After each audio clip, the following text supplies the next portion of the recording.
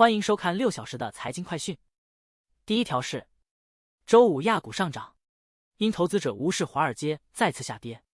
而官方调查显示中国工厂活动疲软。接下来，日本央行应持续加息，防止通胀加速突破 2% 目标。日本工资通胀动态发生前所未有的变化，劳动力短缺加剧，推动劳动力成本上升，促使更多企业提高价格。日本央行在3月结束了一揽子非常规宽松措施，并将继续加息，以将通胀预期锚定在 2% 左右，并最终开始量化紧缩。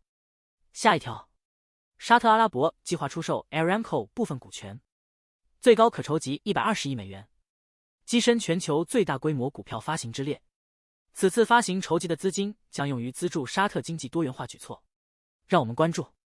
美国暂停向英伟达和 AMD 等芯片制造商发放许可证，以向中东大规模出货 AI 加速器。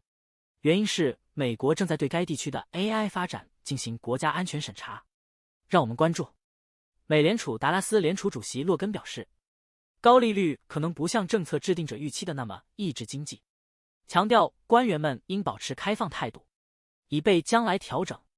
接下来，主要经济体会继续面临住房危机，未来几年内难以大幅增加经济适用房供应。专家指出，应加大政府干预力度以改善局面。下一条，美国消费者支出持续走低，通货膨胀高企和高利率令人疲惫，疫情期间积累的储蓄耗尽，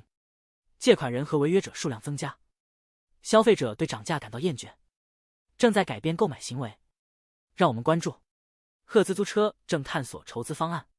此前，其新任首席执行官承诺，在压住电动汽车失败后，让公司重回正轨。接下来这条，摩根大通首席执行官杰米·戴蒙警告私募信贷市场存在风险，但该市场仍不是系统性风险。与公开信贷市场不同，私募信贷流动性较差，定价不透明，缺乏历史默认趋势，存在锁定期和监管风险。国际货币基金组织认为，私募信贷风险目前不是系统性的，但需要监测。下一条，美国总统选举将在2024年底引发金融市场动荡。尽管难以预测股票、债券和货币的长期影响，但现任总统拜登获胜将带来较小的金融市场影响，而特朗普获胜可能大幅改变当前状况。接下来这条，美股继续下跌，原因是投资者等待核心 PCE 报告。该报告被视为在利率下调担忧和收益令人失望的情况下，可能成为市场转折点的关键通胀报告。下面这条，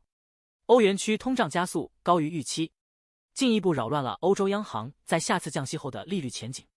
欧元区5月消费者物价同比上涨 2.6%， 高于4月的 2.4%。最后这条是，美国股市周五飙升，因投资者对关键通胀指标放缓感到松一口气，而整体数据基本符合华尔街预期。以上是过去6小时的财经快讯，我们6小时后见。